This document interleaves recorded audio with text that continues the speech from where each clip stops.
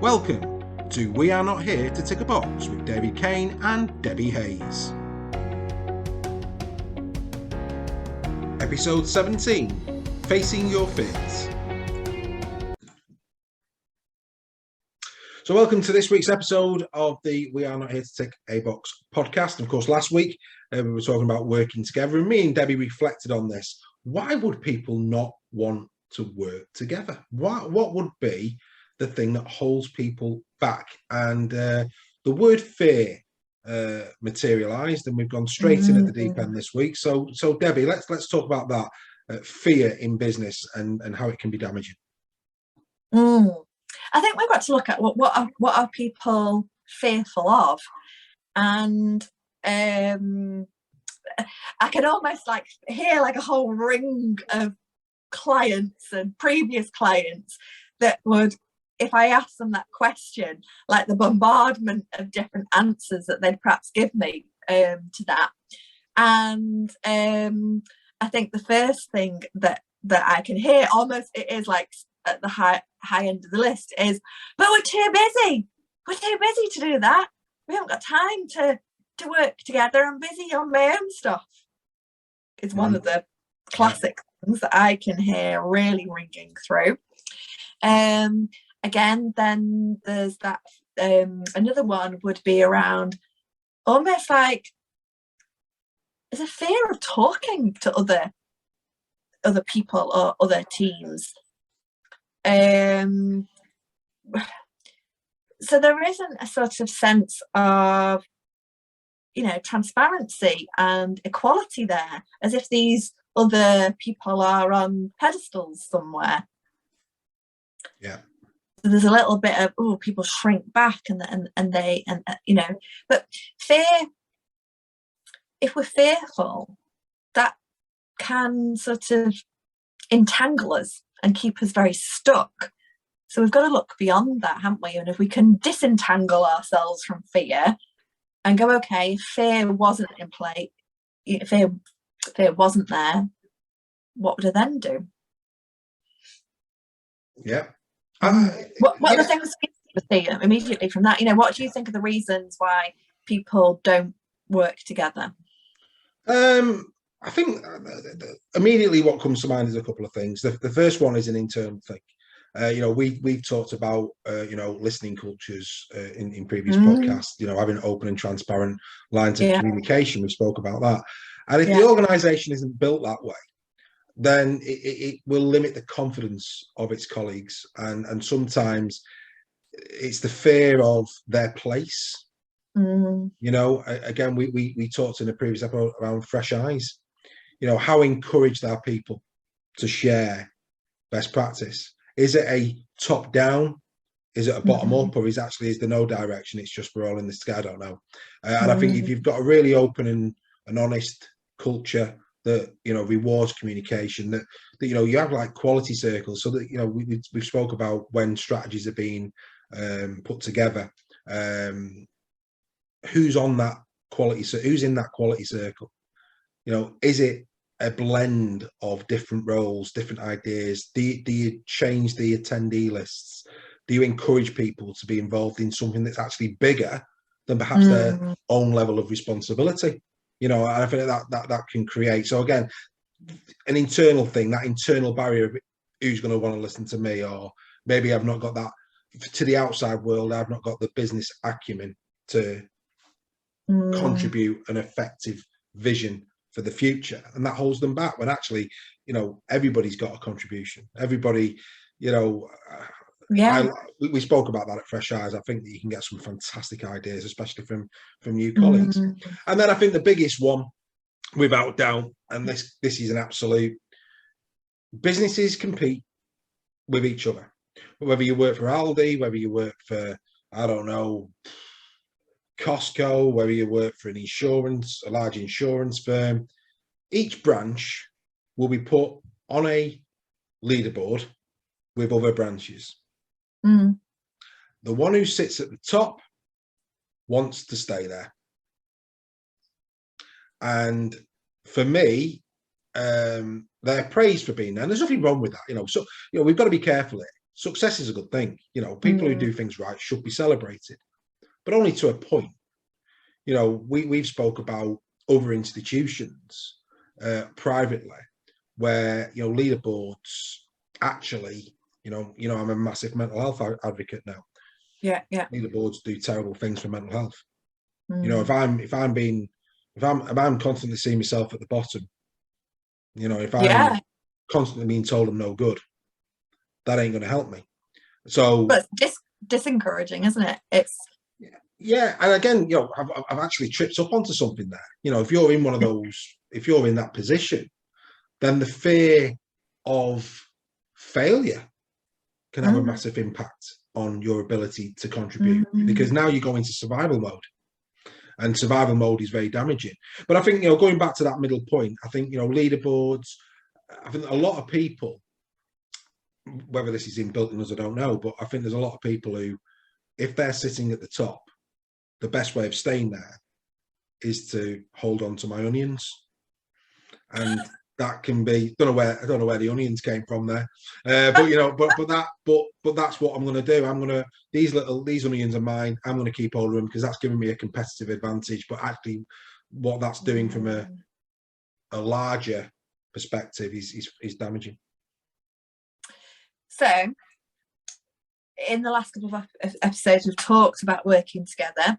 Yeah. We've sort of exposed a little bit about the reasons why people don't work together. So how do we cross the bridge?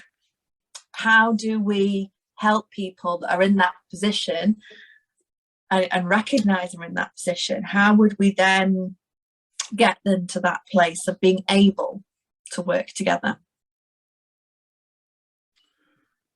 Well, I mean, there's probably loads of ideas that people might throw at us on this one.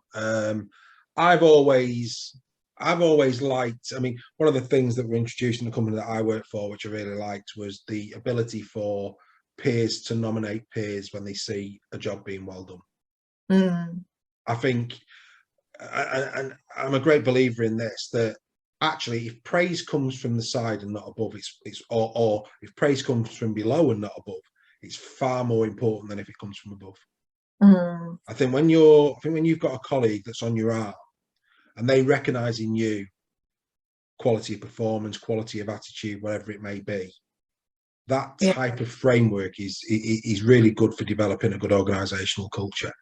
And I think that, you know, we talk about remuneration, we talk about gratitude, we talk about praise, we talk about awards. Sometimes, I mean, I remember when you were a kid, you used to always get a sportsman's award at football. It wasn't player of the year, it was the sportsman's award. And this was the person who was never late for training, the person that always picked up the bibs, you know, that person that, you know, those type of things, they're not really done in the business world as much as they should be done. So looking at the qualities of the people, you know, we spoke, I think we spoke in a different episode about sporting managers, and they always talk about the people, you know. And I'm at the moment, I'm actually, one of the book I'm reading at the moment is Rob Burrow, a rugby league player who's got motor neuron disease, which is, you know, it's a difficult read. It's a good read. It's a difficult read. And again, you know, he talks about my, you know, Tony Smith. I think I mentioned Tony Smith in a previous episode as well. And he spoke about Tony Smith. The more I read up about Tony Smith, the more I know about Tony Smith. It's all about culture. It's all about people. It's all about, you know, you can be the greatest rugby league player in the world, but if your attitude isn't right, if you're not bought into the greater good, not genuinely, if you're not bought into the greater good, you're out. I don't care how good you are, because it develops a business culture. And I think that's a really positive thing. If people don't, it's that it creates that toxicity, doesn't it, within the culture. So I'm going to add a couple of other points on how we would make this transition. First of all, I think from a leader's point of view, you've got to set that very clear expectation that is what is, you know, required from people. You know, that to set that expectation that we do work together. And then which another point that we touched on before is actually you've got to put the mechanics in place.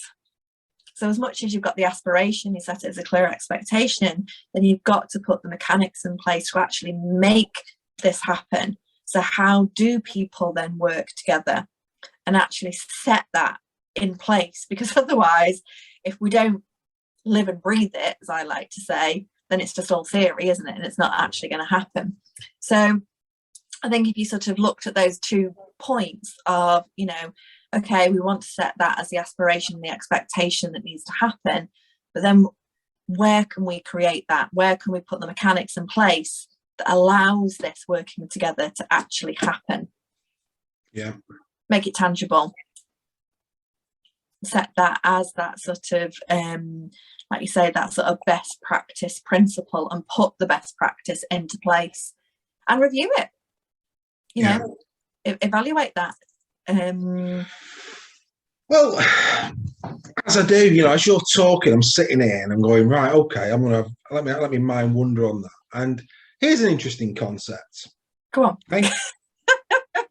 Here's an hot off the press. This Justin didn't know this. Weren't even thinking of this morning, and now I am.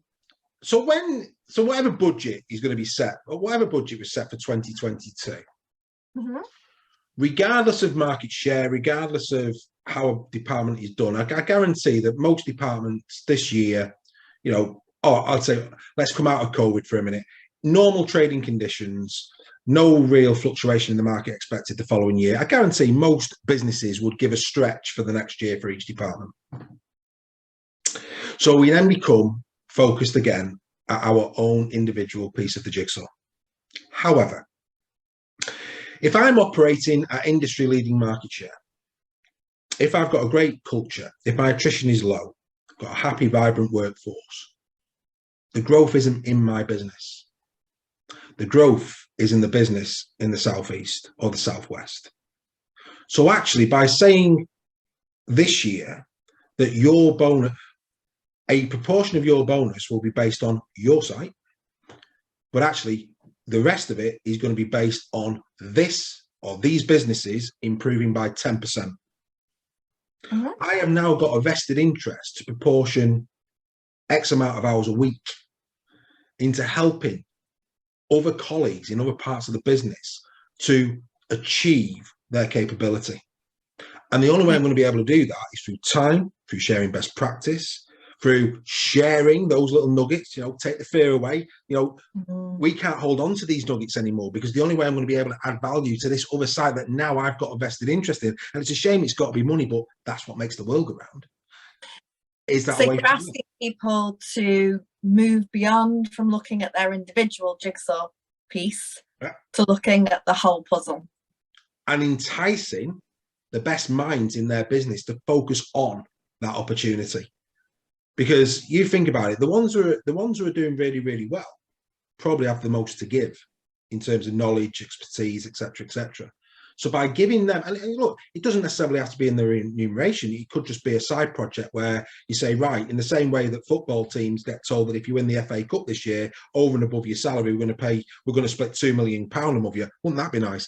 £2 million amongst you. You might turn around to your best leaders in the business and say, right, if you can help us, you know, we expect you to sustain the job that you're doing in your business. The fact that you've got a really good, tight working network in your own business probably means that you should be able to walk away a little bit and it still keep rolling over.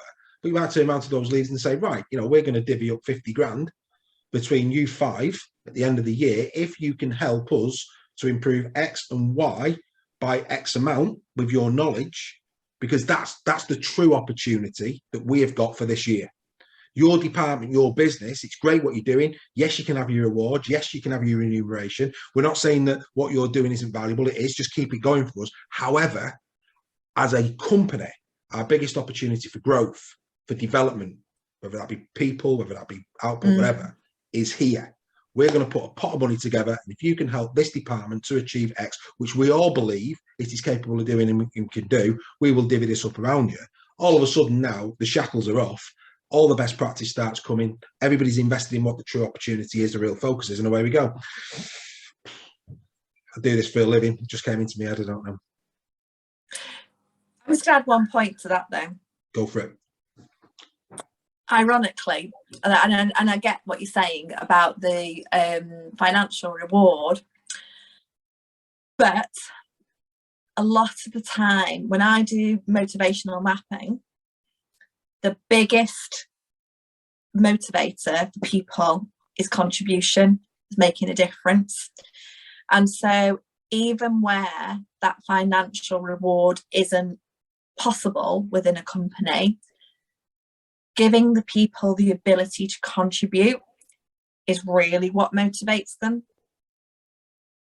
And to know that they've made that contribution and really made that happen. So I think we shouldn't get hung up on financial rewards, because there's a more innate human motivator that when we can kick into our human factors of actually, we generally, if the chips are down, we want to help somebody else. So tap into that and get that connection growing, and then everybody can reap the rewards from beyond that, because actually that's going to create that new platform, isn't it, to push off from, and then the business hopefully can go to a whole new level once that's been in place.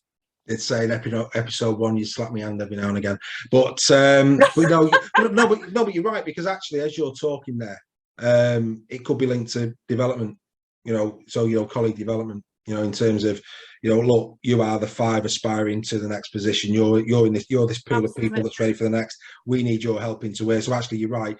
It's not necessarily the financial; it's that development goal. But again, I think you'd agree with me that different people are motivated by different things, and I think that whilst you're absolutely right. I think also in certain industries it will be a little bit of remuneration. It's about knowing your people. What ticks the what, and then I take your point. The business's ability to actually satisfy those needs. So these, we always say we're off the cuff here. This isn't scripted, and we'll probably go away and we'll reflect on what we've said in these episodes, and develop those type of mechanisms and strategies that will make a massive difference in a business. But it's been an interesting chat. It's gone to places again that perhaps we didn't expect it to go at the start, but believe it or not, we are out of time. We're out of time. So we hope you've enjoyed that. That was Facing Your Fear, or a talk around fear. Let us know what you think, and we'll see you next week. For now, Debbie, goodbye. Bye-bye. Join us next time for episode 18, The Strategy of Connection.